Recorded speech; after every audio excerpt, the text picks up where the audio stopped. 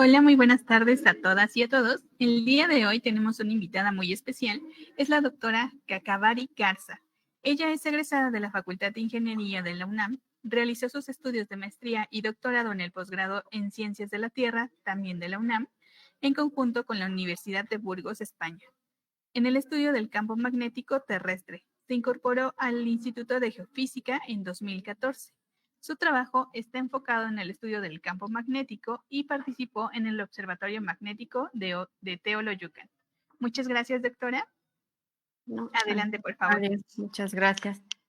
Pues muchas gracias por la presentación, muchísimas gracias también por la invitación para estar hoy aquí. Pues hoy vamos a platicar sobre el campo magnético de la Tierra. Como comentaron, yo trabajo en el Instituto de Geofísica, en particular en el servicio magnético, que justo se encarga de estudiar y monitorear el campo magnético de nuestro planeta, que vamos a ir viendo ahorita. Justo, ¿qué es? Vamos a ver cómo, para qué sirve, dónde se origina, qué importancia tiene para el planeta y para nosotros los humanos y cómo es que nosotros lo estudiamos. Eso es lo que vamos a ir platicando ahorita. Entonces, lo primero y lo más importante es entender, no sé si se ve mi cursor, que la Tierra, que está aquí pequeñita, tiene un campo magnético, que es esta parte azul, estas como líneas que se ven un poco deformadas, que es como un escudo que nos protege de toda la radiación y toda la energía que proviene del Sol. Esta imagen no es a escala, no es esta la distancia real, pero el Sol genera una gran cantidad de energía, de partículas, conocido como viento solar, y todo esto viene, bueno, en todas las direcciones, pero en particular en dirección hacia la Tierra, y choca con esta capa, ¿no? Con este campo magnético que se deforma en gran medida por este viento solar, pero que nos protege para que nosotros, entre otras cosas, podamos conservar la atmósfera, ¿no? Sin la atmósfera no podría haber vida, entonces este escudo nos protege de toda esta energía que viene del Sol. Entonces, ¿cómo se origina o de dónde viene? Pues el campo tiene 4 fuentes principales. Uno es el campo que se origina en el interior, que no sé si en la cámara se alcanza a ver, justo aquí tengo una tierra, la tierra tiene distintas capas y una de estas capas que se conoce como núcleo externo, o sea, tiene un núcleo interno, un núcleo externo, esta capa es donde se origina el campo en el interior. También se puede ver en la imagen, o sea, en la parte roja, tenemos distintos materiales, los vamos a ver un poquito más, y el 95% aproximadamente del campo magnético de la Tierra sale de esta parte, del interior. Es como si tuviéramos un gran imán en el interior, una parte positiva, una parte negativa que está en el centro de nuestro planeta y que genera todo este imán alrededor. También tenemos una parte que se genera en la corteza porque hay rocas que tienen cierta magnetización.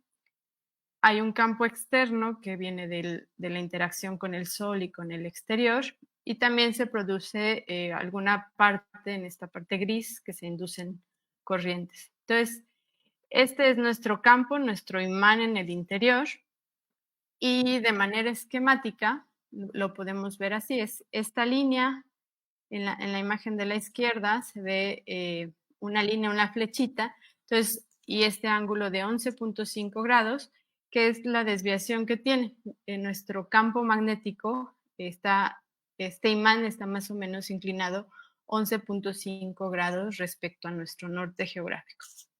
Entonces, aquí vienen varias cosas, por ejemplo, que nosotros tenemos un polo norte geográfico, que es el que conocemos siempre, el que está en el centro aquí de nuestro planeta. Tenemos el polo norte geomagnético, que corresponde como a este imán, ¿dónde estaría colocado nuestro imán? Y tenemos un polo norte magnético, que es justo a donde apuntaría una brújula. Estos son distintos, los últimos dos que mencioné, porque el campo magnético, lo vamos a ir viendo mucho y lo voy a repetir muchas veces, cambia todo el tiempo se va a estar moviendo. Entonces, lo mismo que mencioné aquí, si lo vemos en la imagen de la derecha, tenemos nuestro polo norte geográfico perfectamente centrado.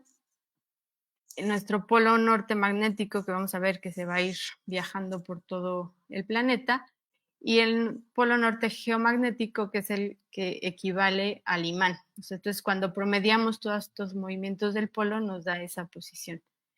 Y entonces tenemos, además de polos nortes, tenemos meridianos y paralelos magnéticos, tenemos nuestro ecuador magnético, que son los ejes que nosotros utilizamos para ver cómo va cambiando nuestro campo geomagnético.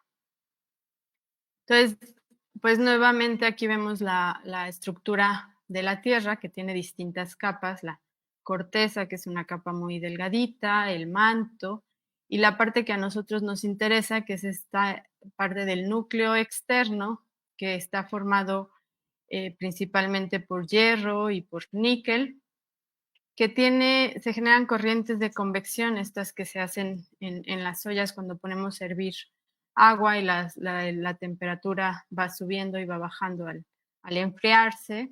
Eso mismo pasa en el núcleo, que tiene el interior más caliente y la superficie más fría, entonces se generan estas distintas corrientes con estos minerales magnéticos como el hierro, y además al estar rotando la Tierra, pues genera todo este proceso que da origen al campo magnético.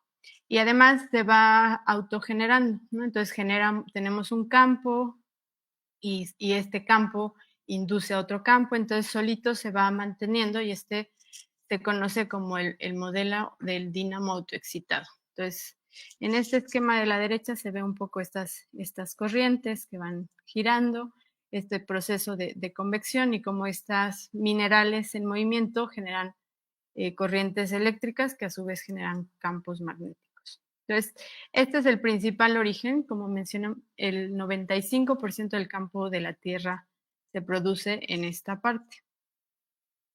Entonces, nosotros para medirlo usamos diferentes componentes, que en esta parte no nos vamos a enfocar mucho, son 7 componentes, pero la que a lo mejor han escuchado y la que es más conocida es la declinación magnética. Y esta es un ángulo que es la diferencia entre el norte verdadero o el norte geográfico y el norte magnético. Entonces, no sé si alguna vez lo han hecho, poner una brújula y la brújula siempre va a apuntar al norte, pero al norte magnético. Entonces, si nosotros quisiéramos realmente ir al norte geográfico, tenemos que conocer este ángulo, que es la declinación magnética, y sumar o restar esta variación para que realmente apunte. Entonces, como vamos a ver, pues el muchos años para la navegación, porque tenemos que enfocarnos en nuestro norte geográfico, no en el norte magnético. Entonces, tenemos, es un vector, que es este vector del campo magnético con sus distintas componentes, la inclinación. Otra importante, por ejemplo, es la intensidad, qué tan intenso es, qué valores tiene el campo magnético. Esto se mide en una unidad que se conoce como Tesla. Y como les he dicho, el campo va a estar cambiando muchísimo. Entonces, el valor de la intensidad del campo magnético en el Ecuador, por ejemplo, es de 30.000 nanoteslas y 60.000 en los polos. Entonces, todo en el campo magnético es cambiante. En diferentes latitudes vamos a tener distintos valores, las direcciones van a estar cambiando, este ángulo de declinación va a estar cambiando, tanto en el tiempo como dependiendo de dónde estemos en nuestro planeta. Entonces, un poquito de historia también para entender cómo es el campo magnético, cómo se llegó a pensar que la Tierra podía tener este campo magnético, es el uso de la brújula. O sea, todos conocemos las brújulas. La brújula se considera que se empezó a usar en China aproximadamente en el siglo II, y justo lo que se hacía era determinar las direcciones para poder navegar. Entonces, existen de hecho muchas mediciones de declinación muy antiguas gracias a este tipo de uso que tiene. Entonces, básicamente una brújula lo que es o cómo se utilizaba era una aguja que estaba imantada. Eso lo pueden hacer, es un experimento que se suele hacer comúnmente, tener una aguja, la frotan con un imán, queda imantada, se pone a flotar ya sea en una hoja de, de árbol o en un corcho y se tiene que orientar con el norte. Entonces, no se sabía bien por qué pasaba esto, pero se veía, o sea, que siempre iba en esa dirección. Entonces se empezó a usar para la navegación. Entonces, se atribuye a los chinos este invento, pero también se han encontrado algunos artefactos olmecas hechos de magnetita que funcionaban como brújula. La magnetita es este mineral que está en la fotografía, las partículas negras, el otro es pirita, y es un mineral hecho de hierro, es un mineral por excelencia magnético y justo toma su nombre de una isla en Grecia que se llama Magnesia. Entonces de ahí viene todo lo referente a campo magnético, a la magnetita, al magnetismo. Entonces, los olmecas se cree que tenían estos artefactos hechos de magnetita y que a lo mejor pueden haber utilizado la brújula de magnetita desde el año 1000 antes de Cristo. Entonces, se utilizaba la brújula, pero no se sabía bien qué era lo que ocasionaba este magnetismo o este comportamiento de nuestra aguja, por qué la aguja o por qué nuestras brújulas se orientaban en esa dirección, pero se veía que siempre iban en una dirección marcada. Entonces, otra de las personas que utilizó la declinación y que además notó que era distinta fue Cristóbal Colón. Él pues viaja a América, viaja varias veces, entonces al estar en medio del océano, nota que siempre, que cuando pasa por aquí, aunque tiene su brújula y tiene ese valor de la declinación para saber cómo orientarse geográficamente, ese valor cambia. Entonces él nota esa variación en la declinación magnética. Entonces hay muchos personajes que contribuyeron. Otro muy importante es Gilbert. Él lo que hace es el primero que dice que la Tierra es un imán como tal. Entonces lo que les decía, se utilizaba la brújula, nos orientábamos con eso, pero no se sabía que la Tierra como tal era un imán. Entonces Gilbert en 1600, hace más de 400 años, es el primero con este tratado que determina que la Tierra es un imán y lo bautiza como Terrela. Entonces, pues hay muchos personajes, por ejemplo, Edmund Halley, que es también conocido por el cometa Halley, que no sé si alguno lo ha escuchado, y él hace el primer mapa de declinación magnética. Entonces, en la imagen de la derecha lo que vemos es una línea donde si vamos siguiéndola, siempre la declinación va a valer 0. Estos son los que conocemos nosotros como meridianos magnéticos y que este valor siempre, siempre va a ser 0. Vamos a ver que se va a ir moviendo de posición y entonces si nosotros nos alejamos, el valor de la declinación va a ir aumentando o disminuyendo o siendo negativo en la otra dirección. Entonces, vamos a ver ahorita esta línea de declinación 0, dónde está, y vamos a ver más o menos cómo se va acercando a México actualmente, o cómo está en México actualmente.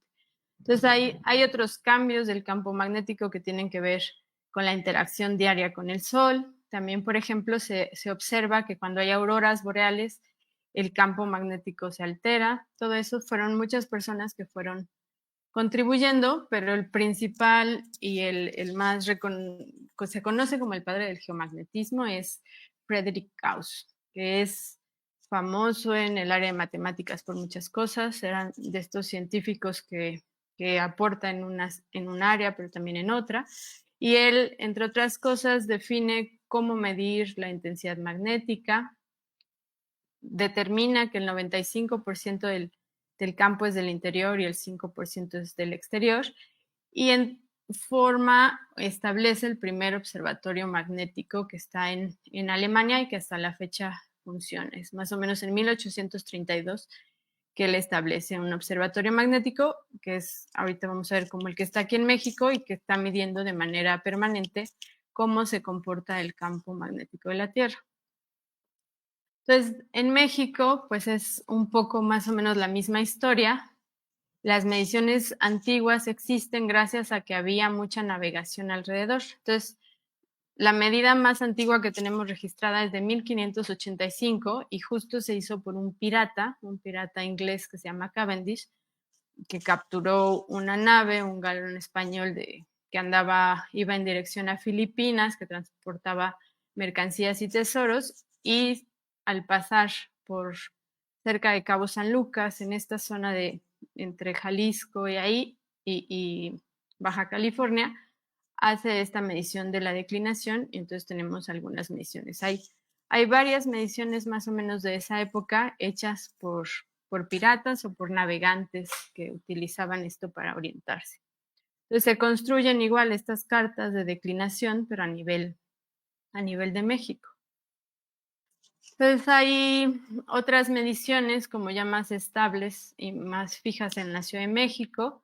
En 1769 está, por ejemplo, el personaje de la izquierda es Antonio Alzate, que era un filósofo, también hizo contribuciones a la ciencia y es famoso también porque fue el inventor del flotador de los baños.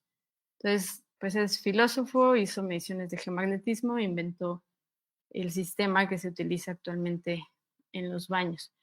Y desde 1769 hicieron mediciones en la Ciudad de México. También está Alexander von Humboldt, que es pues un personaje más conocido. Es un alemán que estuvo en México alrededor de un año, en 1803, con fines de botánica, como de hacer observaciones científicas y también hace mediciones de declinación.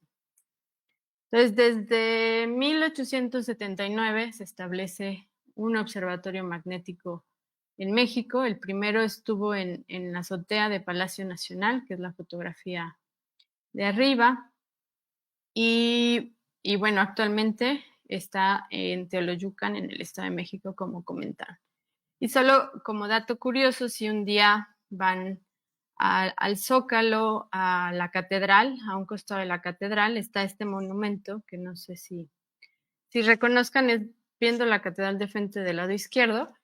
Es un monumento que tiene los niveles de los 4 lagos que estaban alrededor de la Ciudad de México, pero también tiene el valor de la declinación magnética en 1879. Son unas letras que están ahí fijas. Me parece que era de 8 grados el valor de la declinación, pero está en ese monumento. Y bueno, después de estar en Palacio Nacional, se mudó a Tacubaya, a Coajimalpa, pasó por varios lugares, pero desde 1914, hace más de 100 años, ya está fijo en Teoloyucan, que es un pueblito cerca de Tepozotlán, por la caseta de Tepozotlán, que cuando se fundó en ese lugar, pues no había absolutamente nada. Ahora ya tenemos problemas de ruido magnético porque todas las bodegas de Amazon, de Mercado Libre están por ahí, muchas bodegas, y han empezado a meter ruido magnético, pero tenemos más de 100 años de registro de cómo se comporta el campo magnético en este lugar. Entonces, aquí hay estas casetitas, es donde se realizan las mediciones. Tenemos instrumentos como el de la derecha que mide de manera permanente cada 5 segundos cómo cambia el campo magnético. Se hacen también algunas mediciones de manera manual, un par de veces por semana, y se mantiene este observatorio desde 1914 hasta ahora. Entonces, pues esto que les he comentado, que el campo magnético cambia todo el tiempo. Entonces, tiene cambios desde, aquí tenemos la escala, desde un segundo, o sea, son campos incluso más pequeños que un segundo, hasta variaciones de millones de años. Entonces, estas son como pulsaciones que tienen que ver toda con el origen externo, con la relación que tenemos con el Sol. esta variación diaria que tiene que ver con que se magnetiza, se carga eléctricamente nuestra ionosfera, una de las capas que rodean la Tierra, las tormentas que vamos a ver ahorita un poco más, variaciones anuales de 11 años que tienen que ver con el ciclo solar y otro tipo de variaciones como las inversiones que las vamos a ir viendo una a una. Entonces, si nosotros queremos estudiar estas variaciones, pues algunas con el tipo de mediciones que les comenté en los barcos, ver cómo cambió la declinación, todo esto, pues es útil, pero nos quedamos como hasta 400 años es la última medición. Entonces, si queremos estudiar variaciones que ocurrieron hace cientos de millones de años, pues tenemos que ir a otras técnicas como el arqueomagnetismo y el paleomagnetismo, que también los vamos a ver un poco más adelante, que tienen que ver con que la Tierra, las rocas son capaces de registrar el campo magnético de ese momento. Entonces, las que son de origen externo, pues tienen que ver con la actividad del Sol, con el ciclo solar, con esta variación diaria que les decía que se carga eléctricamente y se descarga al irse el Sol, las tormentas y estas pulsaciones o variaciones muy cortas. Entonces, pues el ciclo solar dura 11 años, que tiene que ver con que se invierte el campo magnético del Sol y tiene periodos en el que el Sol es más activo. Aquí se ven estas manchas amarillas, es que tiene como actividad y puede lanzar eyecciones de masa o de partículas y tiene periodos muy calmados donde casi no se alcanza a ver actividad. Entonces, se sabe que durante un ciclo solar, existen todas estas fases de tranquilidad, de mucha actividad, y algunas de estas actividades o de estas perturbaciones que tiene el Sol, pues vienen en dirección a la Tierra y entonces hay épocas donde se sabe que van a llegar más tormentas magnéticas que otras. Entonces, en esta gráfica lo que vemos es los distintos años, es la parte de abajo, y el número de tormentas que tenemos en estos años. Entonces, pues si se fijan, aunque no totalmente, más o menos sí hay periodos donde no hay muchas tormentas, luego empieza a haber un poco más, luego vuelven a ser menos, luego vuelven a bajar. Hay ciclos solares que son más activos que otros. Entonces, actualmente estamos en el ciclo solar 25, que empezó más o menos en enero del 2020. Entonces, pues estamos como en el parte de inicial y se espera que empiece a haber un poco más de actividad solar, un poco más de tormentas magnéticas. Entonces, las tormentas magnéticas, como comentaba, pues tienen que ver con perturbaciones que existen en el Sol. Entonces, hay momentos donde el Sol libera gran cantidad de energía, como eyecciones de masa coronal, se conocen así, que es cuando arroja una parte de masa de la corona del Sol. También se generan agujeros que tienen campos magnéticos diferentes y entonces estos campos, estas diferencias llegan hacia la Tierra.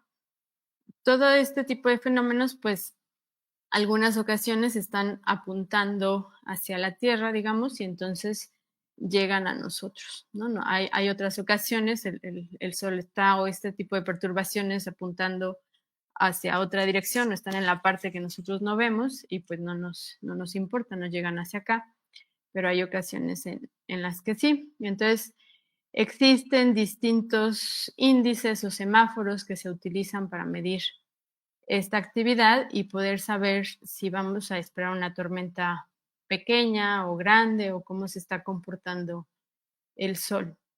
Entonces, semáforos, estos son 3 días de mayo, es esta gráfica de 2016, y los valores en verde, que son los que van de 0 a 3, es cuando el Sol está muy tranquilo, no hay ningún tipo de perturbaciones. En 4, este es un índice, el índice KP, que es un índice planetario que es como un semáforo para saber cómo está esta actividad. Y cuando está por encima de 5, pues ya vemos que empieza a haber ciertas tormentas magnéticas que llegan. Esto es muy común, tenemos pues varias tormentas pequeñas en el mes, puede llegar a haber alguna tormenta mediana también cada mes, cada 2 meses. Es común tener actividad geomagnética y no causa daños, por ejemplo, de manera cotidiana.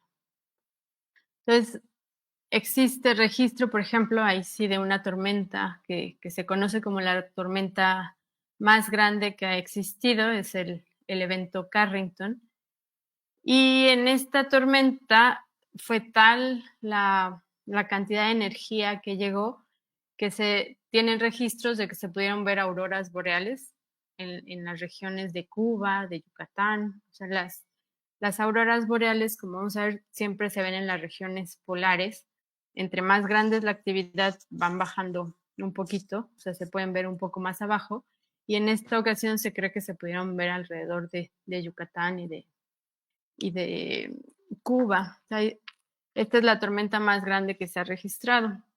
Ha habido otras, por ejemplo, en 2003, una que fue el 28 de octubre y se conoce como la tormenta de Halloween, que ahí sí llegó a causar apagones en algunas ciudades de Canadá, en Estados Unidos. Entre más altas son las latitudes, el efecto tanto de verlo como de lo que puede causar en las redes eléctricas es mayor. Entonces ha habido distintas tormentas y de manera cotidiana pues se siguen presentando. Entonces, este es el registro justo de hoy. Como pueden ver, el campo magnético está muy tranquilo, no hay ningún tipo de actividad. Y bueno, nosotros cuando hablamos de una tormenta, que se ve muy bonita como en la imagen anterior, lo que en realidad vemos es este tipo de registros. Son registros clásicos de tormentas geomagnéticas en distintas latitudes, en San Juan de Puerto Rico, Hawái, Japón, en Argentina, pero más o menos el comportamiento de una tormenta, como nosotros vemos, es que sube un poquito nuestro valor de campo magnético, un piquito que no sé si se alcanza a ver, se mantiene más o menos igual y después baja muchísimo y luego se empieza a recuperar. Entonces, pues vemos que cambia un poquito dependiendo de las distintas latitudes. Y estas de abajo son los registros de la gráfica de Teoloyucan, justo el Observatorio Geomagnético de Teoloyucan. Es una gráfica de 27 días de las distintas componentes que mencionamos al inicio. Y bueno, aquí podemos ver que esta fue una tormenta más o menos grande. Justo se ve esta caída muy repentina del campo, de los valores de campo magnético. Luego se recupera. Aquí un poco más adelante vemos otra tormenta menor. Esto les decía son 27, un periodo de 27 días, que es la rotación del Sol, es el tiempo que tarda en la rotación del Sol. Y bueno, aquí al final vemos otra tormenta menor. Entonces, así, estas son las zonas, la parte de arriba, donde se suelen ver las auroras. Esta se puede, dependiendo de la actividad, extender o hacer más pequeña. Así se llegan a ver las auroras, que son muy bonitas. Y en la animación de abajo, lo pongo desde el inicio, se ve que el campo tiene como ciertos huecos donde toda esta energía, la mayoría se desvía, pero hay ciertas zonas donde pueden entrar algunas partículas y eso es lo que ocasiona que justo en estas zonas, en los polos, se alcance a ver las auroras boreales. Entonces, cuando la cantidad de energía es mucha, pues esta zona que se ve aquí verde roja se hace más amplia, pero imagínense una tormenta que llegue a abarcar, que la zona auroral pues llegue hasta Cuba, hasta Yucatán, estaría cubriendo casi todo el planeta y se habla de esa gran tormenta que logró que se vieran auroras casi en latitudes muy bajas. Entonces, estas fueron las variaciones de origen externo, que son variaciones muy rápidas porque tienen que ver con toda la actividad del Sol. Y tenemos otras variaciones de origen interno que tienen que ver con este núcleo que habíamos visto, que se mueve, que rota, que se calienta, se enfría y hace que se genere el 95% del campo magnético. Entonces tenemos variaciones, la variación secular, ahorita la vamos a ver, la inversión de polaridad, que es cuando los polos cambian, y las excursiones, que es una variación de las inversiones cuando el campo magnético está a punto de cambiar y se regresa. Entonces, la variación secular es lo que mencionábamos al inicio, de que el polo norte magnético va cambiando. Aquí en la figura de la izquierda tenemos esta imagen de dónde ha estado el polo en los últimos 1980 años y pueden ver cómo ha ido migrando y cambiando por todo el norte, ¿no? Y hay periodos donde en 100 años avanzó mucho, otros donde avanzó muy poquito, en algunos va en cierta dirección y de pronto gira. Todo este tipo de fenómenos pues se sabe que están asociados con cómo se comporta el interior de la Tierra, pero no te tiene certeza ni se puede totalmente modelar, porque hay periodos donde se acelera, otros donde se hace un poco más lento. Entonces, en 2020 más o menos sonó un poco, o sea, a lo mejor en algunas noticias, este es un artículo de las noticias donde se decía que el Polo Norte se estaba yendo de Canadá hacia Rusia súper rápido. Y pues sí, o sea, sí hay periodos en los que esto se hace más rápido y entonces es muy llamativo cómo va alejándose más rápido de lo normal. Pero esto es lo mismo, el cómo el campo de la Tierra todo el tiempo está cambiando. Entonces aquí en la imagen de la derecha es lo mismo, ver cómo se fue moviendo el polo norte magnético y se va aquí en 1590, como que iba en una dirección, se regresa, luego vuelve a cambiar de dirección más hacia el sur y luego vuelve a subir, se acelera en algunos periodos y pues ahorita está yéndose hacia Rusia y va a seguir cambiando todo el tiempo. Entonces, esto pues se ve en el campo magnético, se ve en los polos, perdón, pero es todo el campo como tal que se va moviendo. Entonces, estos mapas son los mapas como el que vimos al inicio, donde se ve la línea, que la declinación vale 0, pero aquí si se fijan, pues la declinación 0 está al oeste de México y tiene una forma distinta. Para 1700 la línea de declinación 0 pues ya está del otro lado de México. Todos estos mapas se pudieron hacer gracias a todas las mediciones que se hicieron en la navegación.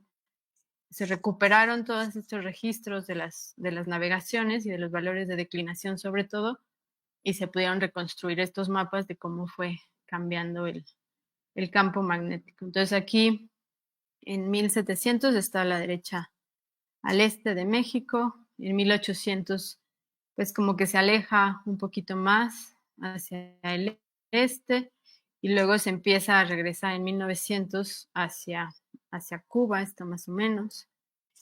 Este es un mapa más moderno, este es del 2010, entonces si se fijan en verde, esta misma línea donde la brújula apunta hacia el norte geográfico, que coincide que su valor es 0, está alrededor pues, de la península de Yucatán. Justo se creía que en el 2012 iba a pasar por Chichén Itzá, o sea, más o menos estaba de hecho sí por esa zona y que tenía que ver con el fin del mundo y cosas así, pero pues no se acabó el mundo. Pero sí sigue avanzando esta línea de declinación. O sea, actualmente está por Tabasco, pero no se sabe si en algún momento se empiece a regresar.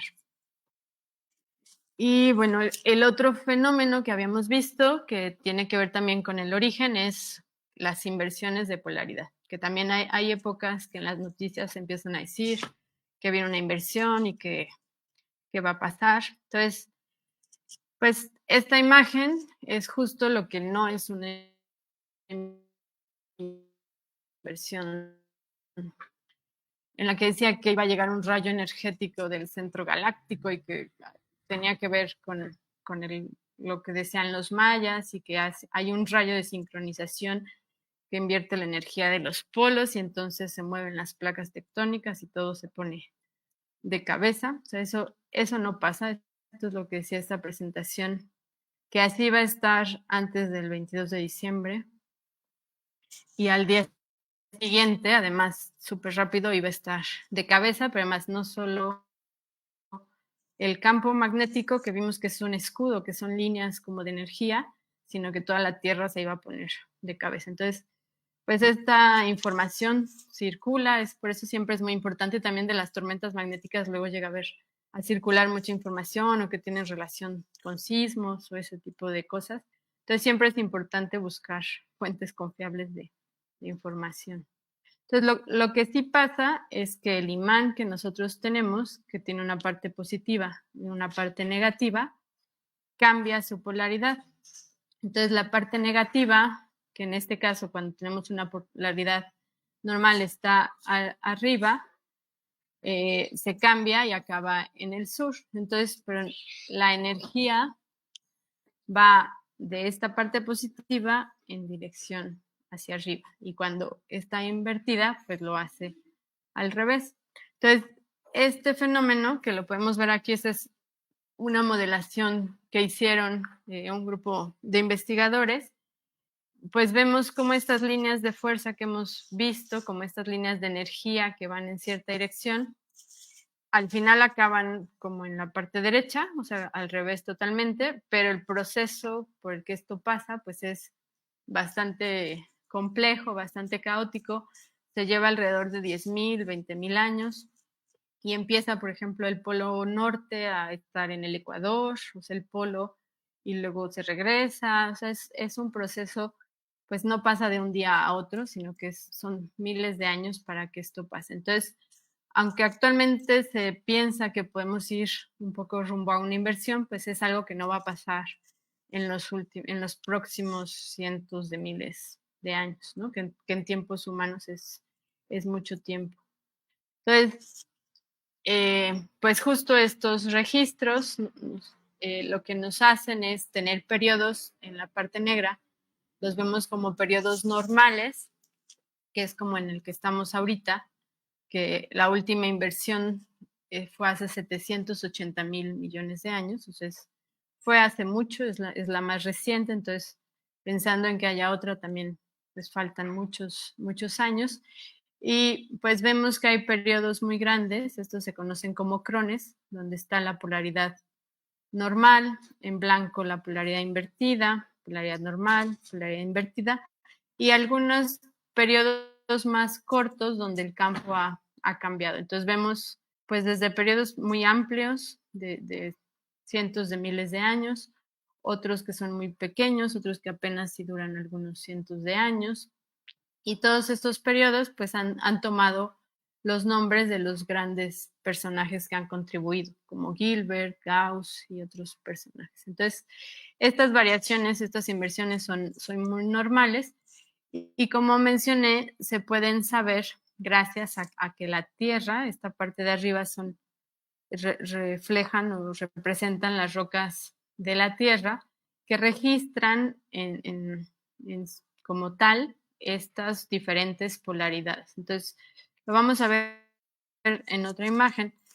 Tenemos las rocas tienen esta capacidad de al irse formando, esto lo que representa son estas como dorsales oceánicas, se llaman, que son estos como volcanes que están submarinos en medio de los océanos, de dos placas tectónicas, y van generando magma que se enfría y que registra estas variaciones. Ahorita lo vamos a ver.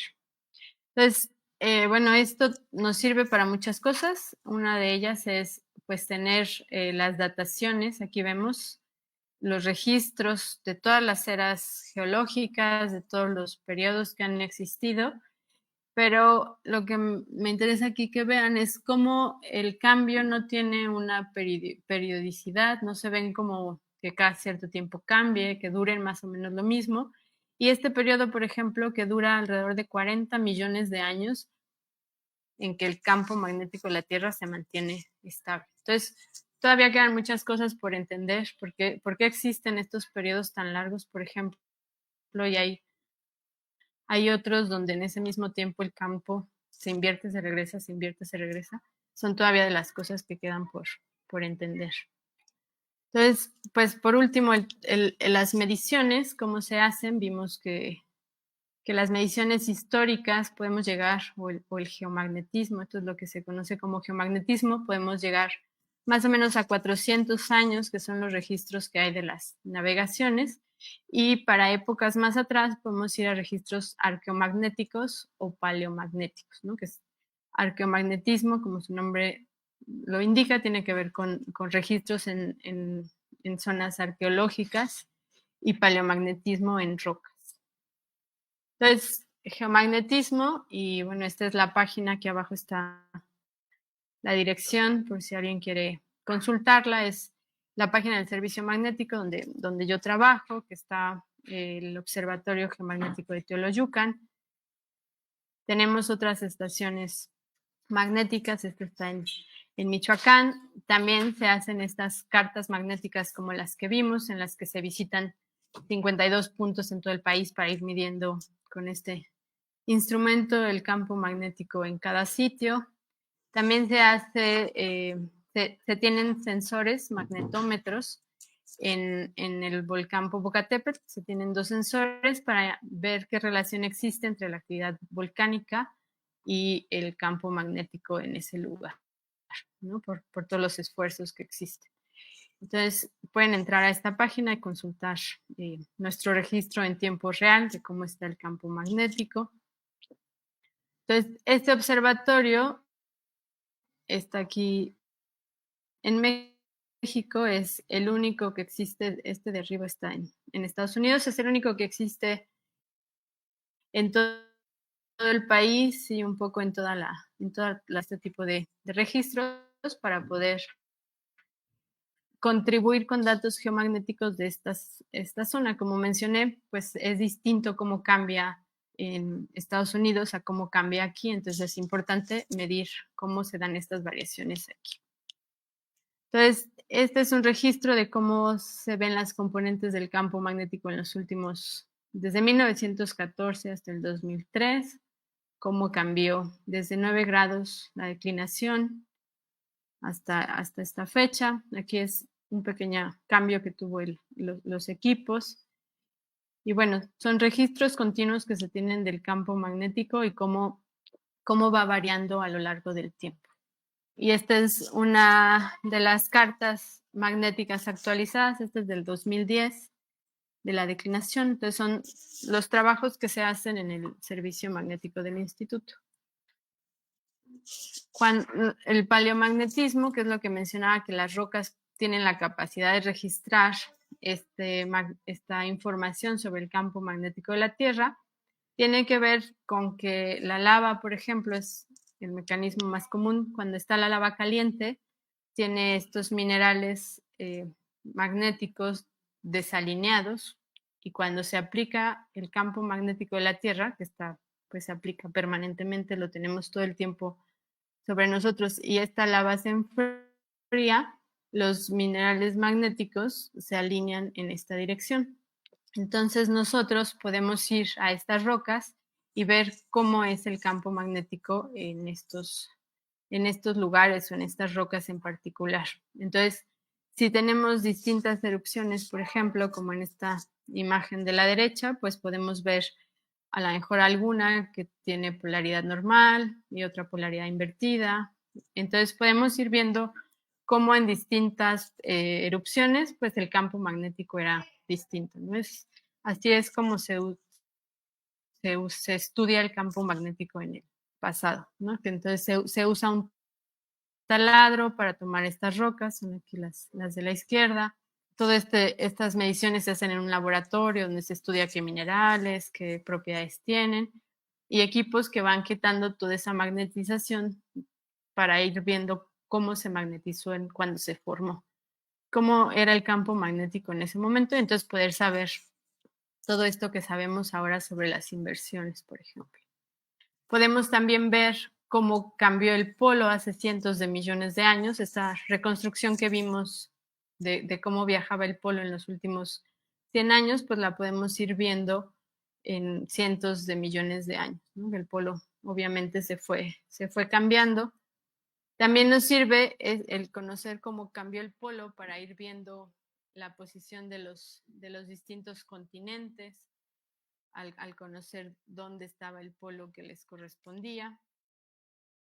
Y lo que mencionaba aquí un poco más detallado, cómo se va formando este magma en estas zonas donde las dos placas tectónicas se van separando y queda este registro de cómo es el campo magnético en estas zonas. Entonces, se sigue formando nuevo material y se registra otra polaridad, se sigue registrando, se sigue formando magma y va quedando todo este registro en el piso de los océanos, ¿no? Y eso al final lo podemos ver nosotros como este tipo de registros normales, inversos, lo que vimos sobre los crones y los registros de polaridad.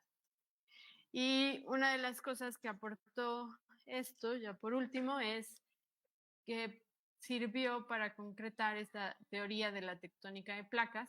Existía la teoría de que había un supercontinente llamado Pangea, que todos los continentes estaban unidos. Hubo un científico, Wegener, que propuso esto en 1915 porque veía que los continentes se ajustaban, porque había los mismos fósiles en los dos lugares, porque las rocas también eran similares, los climas, pero no fue sino hasta 1963 que gracias a este bandeamiento, hasta que pudieron ver este registro de que los pisos oceánicos se iban expandiendo, que pudieran comprobar esta teoría. Entonces, pues esta es una de las aportaciones del paleomagnetismo a las ciencias de la Tierra en general. Y bueno, eso es todo de mi parte. Muchísimas gracias por su atención. Muchas gracias, doctora. Tenemos varios comentarios y muchas preguntas, entonces le voy a hacer algunas y no alcanzamos a responder todas. Le pediría por favor que después se dé una vuelta al Facebook para que nos ayude a responderle. La primera pregunta que tenemos, ¿cuáles serían las afectaciones si el evento Carrington pasara en la actualidad? Pues justo no hay un registro como tan claro de que al ser humano como tal le afecte, pero lo que sí es muy claro es que ahora dependemos muchísimo de la energía eléctrica, de las telecomunicaciones. Entonces, con un evento así lo que se daña principalmente pues es las redes energéticas, se pueden como inducir con esta energía y entonces pueden llegar a generar apagones de semanas o cosas así en lo que las reparan, o las telecomunicaciones, los satélites, toda esta energía puede dañar como todas esas estructuras y sistemas que tenemos y sí pueden generar pues afectaciones fuertes, ¿no? Por lo dependiente que somos de estas cosas modernas. Entonces, actualmente se hace un monitoreo importante, sobre todo en altas latitudes, para, por ejemplo, si viene una tormenta, poder apagar todos estos ramales eléctricos y que no haya tantas afectaciones, pero sí sería algo pues que sí marcaría, ¿no? El que hubiera un evento así. Ok, también nos preguntan, ¿alguna vez ha pasado alguna erupción solar que haya afectado a la Tierra y cuáles serían las afectaciones si nos pegara una erupción solar gigante? Pues hay estas como eyecciones de masa coronal o llamaradas solares, que sí, pues el evento Carrington es un ejemplo de una, y eso, en 1859 no hubo efectos, pero sí, ahora, como decía, las telecomunicaciones podrían afectarse. De acuerdo. También nos preguntan, ¿se han explorado todas las capas de la Tierra?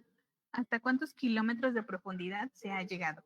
Pues esta pregunta a mí me gusta mucho porque se ha llegado hasta 12 kilómetros, es el pozo más profundo que está en Rusia y que pues es lo más que el ser humano ha llegado al perforar.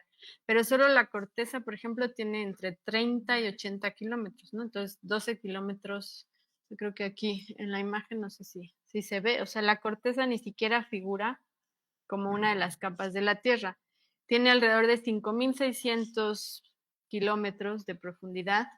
Entonces, los 12 kilómetros que se logró profundizar con un pozo es nada, pero gracias justo a la geofísica, no solo al geomagnetismo, sino a la sismología y a distintas ciencias, se puede inducir cómo es. O sea, justo Por ejemplo, con los sismos se generan ondas que atraviesan todas estas capas y al registrarlas podemos ver a dónde llegaron más rápido, a dónde más lento. Entonces eso podemos inferir, así es que se infiere que el núcleo es líquido porque hay zonas donde algunas ondas viajan más lento y otras más rápido. Entonces al atravesar agua, un tipo de onda se hace más lento. Entonces, gracias a todos estos métodos indirectos es que podemos saber cómo es el interior de la Tierra. Ok. ¿Existe algo que afecte el campo magnético? Pues no, o sea, en realidad son fenómenos como muy a gran escala, o sea, afectan pues esto como las inversiones del sol, o sea, como cosas más de ciclos del sol o cosas, pues, por ejemplo, la interacción que hay entre estas capas, entre el núcleo externo, que es el que habíamos visto que es líquido, y el manto, que es rocoso y un poco más frío. Entonces, esta interacción entre estas dos capas de la Tierra, pues sí cambia el comportamiento o la interacción con el núcleo interno, justo genera estos movimientos de convección al tener las diferencias de temperatura. Entonces, este tipo de cosas pueden afectar, pero pues nada más. Luis nos pregunta, aparte de la ionosfera y la estratosfera, ¿qué otras capas tiene la Tierra? Pues la atmósfera como tal tiene ciertas capas, o sea, la ionosfera, justo las que mencionaron, y también tenemos las capas que como tal corresponden al campo magnético, y tenemos la magnetosfera, por ejemplo, que es como esta capa de choque es como el límite de nuestro campo magnético, la magnetosfera. Entonces, pues sí están la ionosfera, la troposfera, pues ahorita se me van, pero que pertenecen a la atmósfera y la parte que tiene que ver con el campo magnético. Pregunta Estrella, ¿cómo nos afecta el campo magnético? Pues no nos afecta, o sea, de hecho es algo que no podemos percibir, a diferencia, por ejemplo, de la gravedad, que si soltamos algo se cae y lo podemos ver. El campo magnético es algo que no podemos percibir. A mí me tocó, por ejemplo, oír en noticiarios que decían que había tormenta magnética y que entonces nos dolía más la cabeza o algo así. La verdad es que no existen afectaciones como tal. O sea, en altas latitudes se cree que puede haber, a lo mejor en personas que puedan tener marcapasos, que tienen elementos magnéticos, o a lo mejor con mujeres embarazadas y en altas latitudes, como inducir partos, pero no es nada que esté probado. De acuerdo. También nos pregunta Oscar, ¿cuánto tiempo han tardado en hacer la excavación más profunda en la Tierra? Pues la del pozo este que se llama Kola, Khola, en Rusia, si no mal recuerdo, tardó como 8 años, porque además tuvieron muchos problemas, se suspendió, luego se retomó. Entonces hay mucha información de ese pozo, pero no tengo el dato. Me parece que fueron 8 años. La última pregunta que tenemos, ¿es verdad que en el Triángulo de las Bermudas hay una variación de la fuerza del campo magnético? Pues hay muchas zonas, digamos, en el planeta que tienen estas anomalías. O sea, está esta zona del Triángulo de las Bermudas y también hay una zona cerca de Brasil que se conoce como la anomalía del Atlántico Sur, por ejemplo. Y sí, o sea, el campo, su estructura es con ciertas variaciones y por ejemplo, también hay momentos donde disminuye mucho, justo camino a una inversión. Entonces, pues sí, hay zonas donde es más intenso que en otras. Y también hay rocas que hacen que, por ejemplo, las brújulas no funcionen tan bien. No sé si tenemos, o si yo tengo una brújula cerca de un imán, pues no va a funcionar. Y esto pasa con algunas rocas. Entonces, hay zonas donde se sabe que las brújulas no funcionan, pero tiene que ver con que las rocas son muy magnéticas y hace que no funcionen bien. Ok, tenemos también una pregunta personal que nos hace Estrella Gaitán, pero eso se la pasamos directamente, doctora. Muchas gracias a todas y a todos por habernos acompañado el día de hoy. No sé si quiere agregar algo más. Pues no, creo que no. Muchas gracias por todo.